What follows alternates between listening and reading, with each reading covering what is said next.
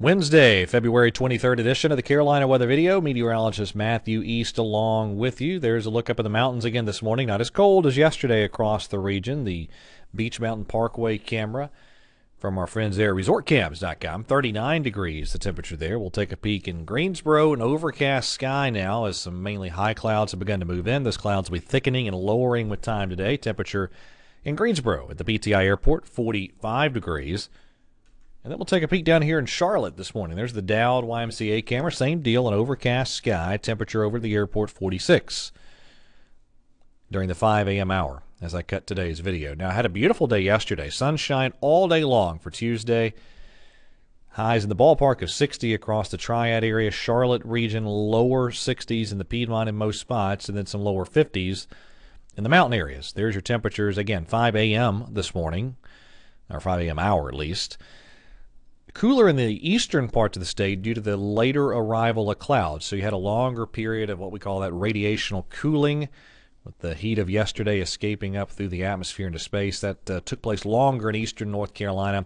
Clouds arrived from west to east, so a little bit milder as you head further to the west in the Carolinas. And again, we do have those clouds in place for sure this morning. You look west of us, a lot of rain in Tennessee, North Alabama, North Georgia, working eastward, and that's the beginnings of our next storm system that's actually centered over eastern Oklahoma.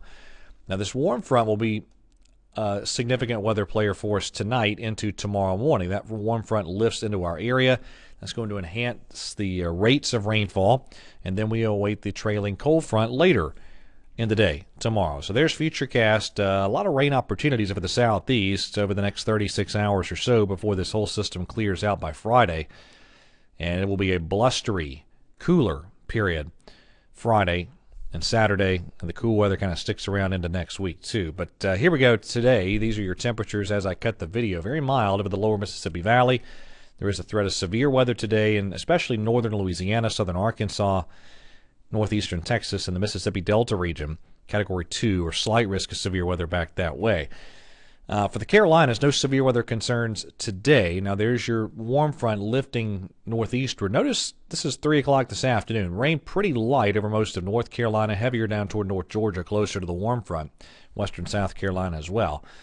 And as that warm front lifts in, that's when the intensity of the rain picks up. So tonight, the rainfall will be heavier as that warm front actually begins to lift into the area. Now, here's your highs this afternoon. Tricky deal. Depends on the amount of rain that settles in through the day, but that's the general idea we're going with this afternoon. So we start off our Thursday with a warm front draped across the region. That will then depart, maybe a midday lull in the activity before we wind up with maybe a band of showers and embedded thunderstorms Thursday afternoon. And enough instability in place that we have to watch for maybe one or two stronger storms. We do have a marginal risk or a Category 1 risk of severe weather tomorrow. I think damaging winds would be your primary severe weather threat tomorrow. We'll keep an eye on that tomorrow afternoon. Not a huge severe weather threat, but something to watch. Rain totals do look pretty generous. There's the European computer model showing you a lot of western North Carolina rain totals, 1 inch plus. Here's the American model, the GFS, similar with a lot of 1 inch plus rain totals.